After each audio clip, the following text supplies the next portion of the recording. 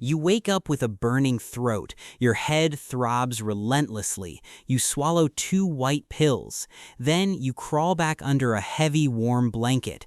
You expect to recover, but what happens if you completely strip away the modern pharmacy? You probably assume an ancient human simply collapsed in the dirt and died. The natural world is completely unforgiving. But the real answer is far stranger. Your ancient ancestors did not just abandon the sick to the scavengers, they fought back. How did a prehistoric mind actually understand the concept of healing? Think about the pop culture image of early humans. It is brutal. It is savage. You picture solitary hunters fighting for scraps of meat in a freezing wasteland. You imagine a life where a single twisted ankle was an instant death sentence.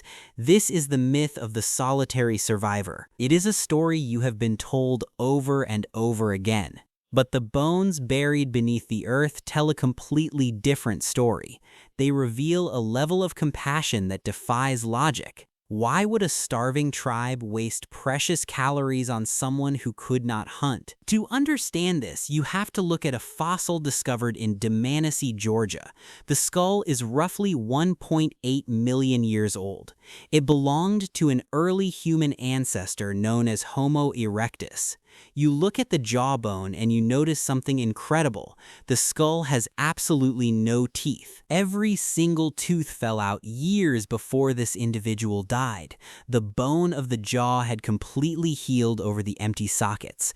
How does a toothless creature survive in a prehistoric wilderness without being able to chew raw meat or tough roots? The paleoanthropologist David Lord Kipanidze analyzed this exact skull. He reached a stunning conclusion. This individual survived because the rest of the group fed him. They gathered the food.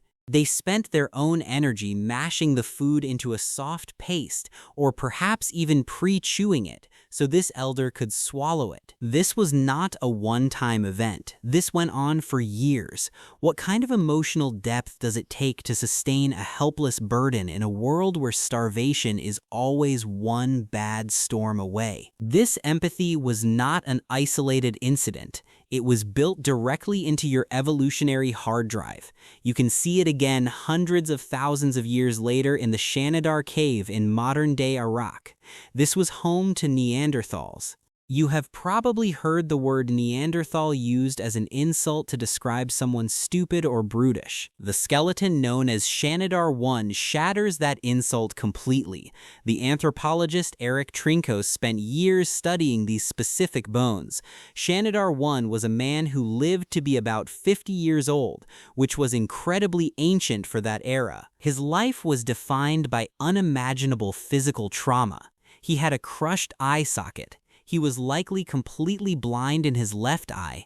His right arm was withered, fractured in multiple places, and had been surgically amputated above the elbow. He had a crippling injury to his right leg. He could not hunt. He could not defend the tribe. He could barely walk. How did a one-armed, half-blind, crippled man survive in a brutal Ice Age landscape for decades? He survived because he was loved. You can see the evidence of caregiving carved right into his very bones.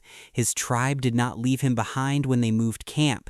They helped him walk. They shared their hard-earned fires. They processed his food and treated his severe wounds. Empathy is not a modern luxury invented by civilized societies. Empathy is the oldest survival tool your species possesses. But did they actually know how to treat illness, or were they just offering comfort? The evidence shows they were practicing actual medicine. They were pharmacists living in the wild. You might think the first medicines were discovered only a few thousand years ago by advanced civilizations. You would be wrong. The proof is hidden in the hardened dental plaque of ancient teeth. The microbiologist Laura Weyrich conducted a groundbreaking study on Neanderthal dental calculus from a cave in Spain. She found something hiding in the microscopic layers of tartar on a sick Neanderthal's teeth. This specific individual had a massive, painful dental abscess. He also had a parasitic intestinal infection that would have caused severe diarrhea. He was in agonizing pain. What did he do about it? He ate the bark of a poplar tree. This was not a random dietary choice. Poplar bark contains a chemical compound called salicylic acid. Salicylic acid is the exact active ingredient used to manufacture modern aspirin. This Neanderthal was literally taking an aspirin for his toothache. He also consumed a specific type of mold called penicillium. Yes, that is the exact same mold that produces the antibiotic penicillin. He was eating natural antibiotics to fight his infection. How did a cave-dwelling hominin 40,000 years ago know to eat mold to cure a bacterial infection? They learned through thousands of generations of intense observation. They experimented. They mapped the chemical properties of the world around them without ever owning a microscope. The forest was not just a hunting ground. The forest was a sprawling hospital. But physical medicine was only half of the equation. What did they do when an invisible plague swept through the tribe? They did not have the germ theory of disease. They did not know what a virus was, but they knew exactly how contagion worked. This is where your own biology comes into the story. Have you ever wondered why you feel so incredibly tired when you get a fever? Why do you lose your appetite? Why do you suddenly want to lock yourself in a dark room and avoid all contact with your friends and family? You think these feelings are just the annoying side effects of a virus? They are actually a sophisticated defense mechanism. The evolutionary psychologist Mark Shaler calls this the behavioral immune system. Your brain artificially induces fatigue and social withdrawal to force you to isolate yourself. Your body makes you feel miserable, so you will stay away from the healthy members of your tribe. You are experiencing an ancient quarantine protocol hardwired into your nervous system. By wanting to be alone, you are actively preventing the spread of the pathogen. Your misery is a biological shield protecting the people you love. Think about the sheer weight of this history. Every time you survive a fever, you are standing on the shoulders of millions of years of ancestral survival. You are the genetic lottery winner of countless prehistoric medical triumphs. The fact that you are breathing right now means your ancestors did not abandon each other in the dark. They gathered the medicinal bark. They chewed the food for the toothless. They carried the crippled across the freezing tundra. They fought the abyss with empathy. This instinct is still alive inside of you right now. It is the reason you instinctively put your hand on the forehead of a sick child. It is the reason you bring hot soup to a friend who is coughing.